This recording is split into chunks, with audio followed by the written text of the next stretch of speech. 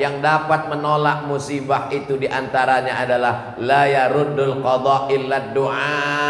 Tidak ada yang bisa menolak takdir jelek kecuali doa. Itu semua barokah dari doa Bapak Ibu yang ada memakmurkan Masjid Al-Baitul Ma'mur. Anak-anak ini mengikut orang tuanya. Orang tuanya suka ngaji, anaknya ngaji.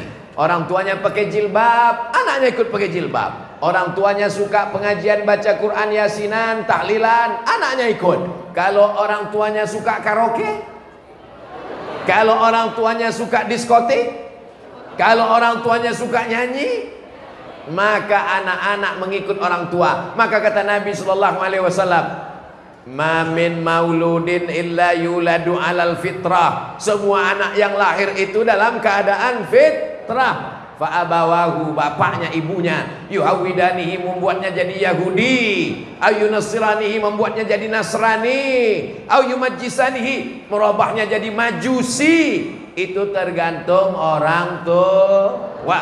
Alhamdulillah kita masjidnya besar, megah, mewah, cantik, ramai.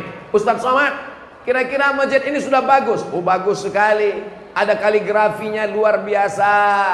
Jamnya sudah tepat di pintu luar supaya saya tahu pulangnya jam berapa. Ustaz Abdul Somad, nanti tausiahnya sampai jam 1. Saya dikasih tahu demikian. Jadi saya tahu waktunya. Kenapa? Ada jamnya. Kadang-kadang jamaah ini pengurus masjidnya salah, buat jam di samping. Akhirnya khotib pas khutbah, jamaah yang dimuliakan Allah. Ini udah tepat betul, sudah bagus. Ada TV-nya, cantik, mantap. Kenapa nggak dipasang di bawah? Supaya maling susah ngambil. Jeruji besinya bagus, sound systemnya bagus, sehingga suara menggelegar. Kalaupun yang agak-agak kurang itu, kalau dicari, kira-kira yang kurang ini apa di masjid kita ini? Yang kurang cuman satu aja, kipas angin. Oh, udah banyak Pak Ustadz. Setiap tiang ada kipas anginnya. Ini bukan salah panitia, ini jamaahnya sudah terlebih. Kalau bahasa kampung saya, over capacity. Ini sudah kelebihan jamaahnya. Bahkan sampai ada yang di luar sana. Bahkan sampai ada yang di luar sana. Yang saya heran, bagaimana mereka bisa dengar tausiah di luar sana? Rupanya ada layar di sana. Masya Allah, tabarakallah. Mohon maaf saudaraku, saya sempat suuzon. Masya Allah, tabarakallah. Mudah-mudahan yang ada di luar nanti di surga, enggak di luar. Masuk ke dalam surga Jannatul Firdaus insyaallah. Amin. Tausiah saya ini sudah banyak didengar orang Bekasi, ditonton di YouTube, ditonton di Instagram, ditonton di TikTok, ceramah dipotong-potong. Hari ini mereka datang mau lihat apakah Abdul Somad itu memang betul ada di alam nyata, atau dia ini cuman hoax belaka. Akhirnya kita bisa berjumpa, bertatap muka, pernah ngelihat. Nanti kalau ditanya orang, pernah kamu dengar ceramah Ustaz Abdul Somad? Pernah. Di mana? Di radio. Pernah ngelihat orangnya? Enggak. Saya ketika dibawa ke tempat sekolah tahfiz Quran, mohon maaf, tunanetra, saudara kita yang nggak bisa ngelihat. Sampai di sana kami pun salaman. Assalamualaikum Pak. Waalaikumsalam. Habis itu dia pegang badan saya. Oh, ternyata Ustaz Somad kurus ya. Saya tanya, kenapa Bapak ngomong gitu? Kami nggak pernah ngelihat Ustadz, karena kami rezeki kami diambil Allah Ta'ala. Tapi kami sering dengar suara Ustadz, suaranya besar. Bayangan kami orangnya besar, ternyata orangnya kurus. Artinya apa? Belum tentu sama seperti yang kau bayangkan. Kamu pernah dengar ceramah Ustaz Somad? Pernah. Di mana kamu dengar? Saya nontonnya di TV. Penglihat langsung belum? Belum pernah. Hari ini ketemu langsung. Gimana kesannya? Ternyata yang di TV itu wajahnya hitam. Kalau pas langsung lebih hitam. Jamaah yang dimuliakan Allah Subhanahu wa taala. Saya heran ini dari tadi. Kenapa ada satu orang jamaah nggak ngelihat ke sini, malah ngelihat ke sana, tangannya gini-gini terus. Rupanya beliau menerjemahkan ceramah Ustaz Somad. Allahu Akbar. Masya Allah. Itu artinya saya terima kasih. Itu bahasa saya sendiri. Ini hebat. Mestinya di setiap ceramah Ustaz Somad itu mesti ada satu penterjemah. Mestinya masih banyak, karena semua saudara kita mesti menikmati tausiah ceramah ayat-ayat Al-Quran. Betul? Saya sudah tausiah di mana-mana. Baru di Masjid Al-Baitul Ma'mur lah ada penterjemah untuk saudara-saudara kita. Allahu Akbar. Tausiah milik semua umat Nabi Muhammad sallallahu alaihi wasallam.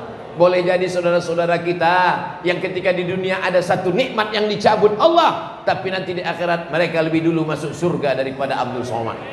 Saudara-saudaraku, tolong doakan Abdul Somad supaya diampunkan dosa-dosanya, supaya diangkat derajatnya, supaya dimasukkan dalam surga Jannatul Firdaus bersama para nabi, bersama para siddiqin, bersama orang yang mati syahid, bersama Nabi Muhammad sallallahu alaihi wasallam. Bapak Ibu semua yang dimuliakan Allah Subhanahu wa taala, ada seorang ibu yang duduk meneteskan air mata saat melihat anaknya bersanding di pelaminan.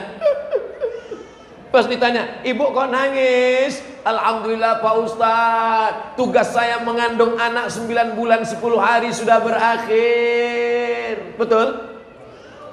Ibu-ibu di Bekasi ngandung masih 9 bulan 10 hari. Alhamdulillah. Tugas saya menyusukan anak 2 tahun sudah berakhir. Betul?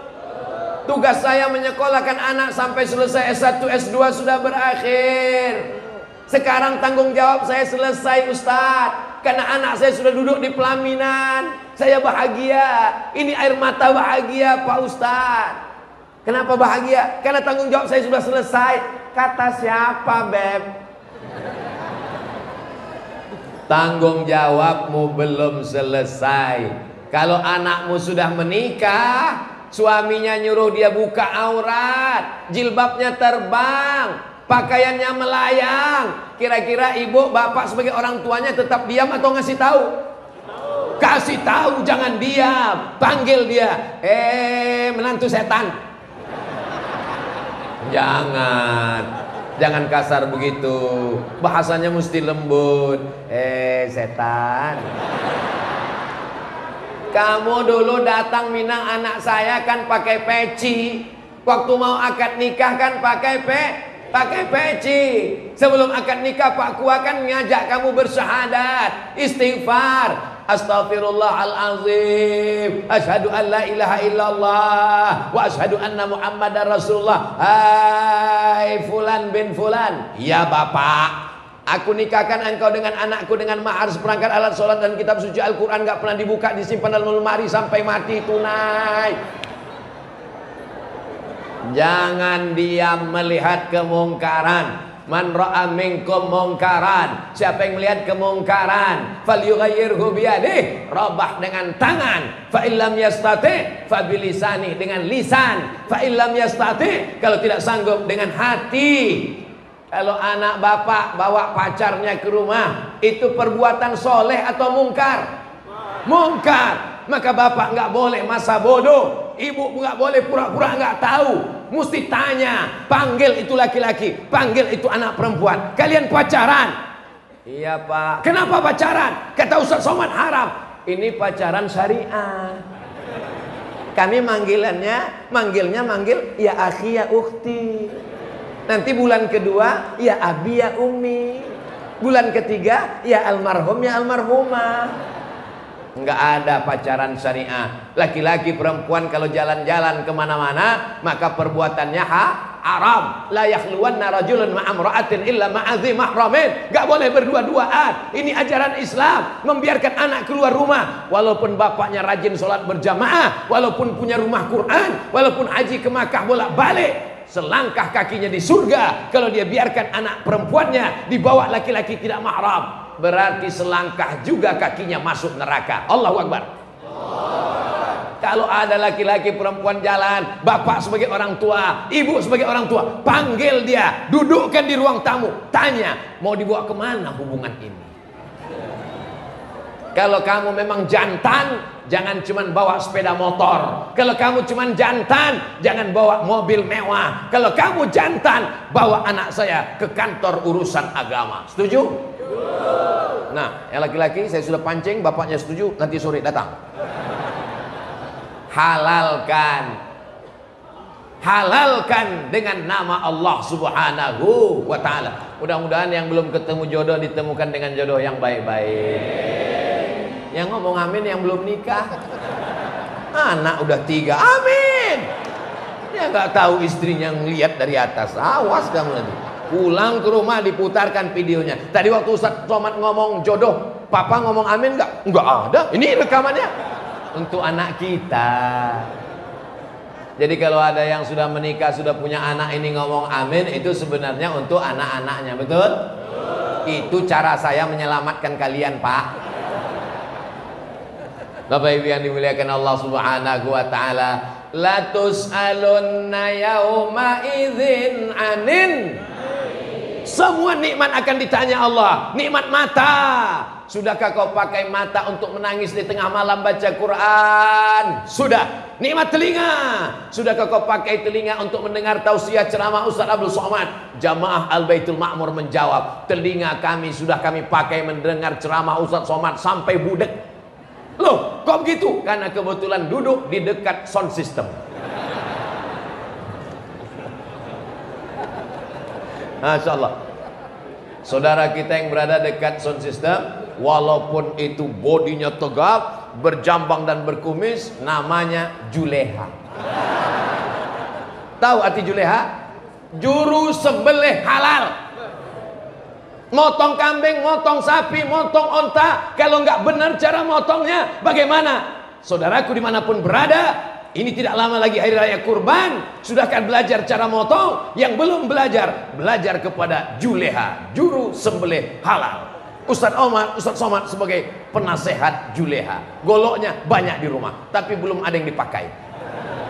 Pernah 2 tahun yang lalu saya bersama Juleha, diajarkan cara motong. Begitu sampai hari H, nggak ada satupun yang mau. Akhirnya saya didesak, Ustaz Somad silakan potong. Paksa saya coba, bismillah, direkam viral. Setelah itu nggak mau lagi. Saya ini termasuk orang yang paling penyayang, hatinya lembut selembut sutra. Saya nggak sampai hati ngelihat kambing itu meninggal di tangan saya. Tapi begitu tadi dimasak dengan nasi biryani, selesai. Allahu Akbar. Jamaah yang dimuliakan Allah Subhanahu. Kita kalau dipoto itu cari pose yang bagus. Karena banyak di internet itu saya lihat mereka ngambil foto nggak bagus. Pas saya teriak, nanti di-share kemana-mana. Tapi foto yang di Al-Baitul Ma'mur mantap. Begitu nanti di-share, mereka ngelihat di internet, ini di mana nih foto Ustaz Somad sedang ceramah kok bisa gini? Ini di Al-Baitul Ma'mur. Siapa yang ambil fotonya? Silakan ambil foto bersama fotografer kita. Hubungi nomor kontak berikut ini. Boleh dipotong, masukkan ke Instagram untuk iklan gratis. Adapun royalti nanti kita bicarakan.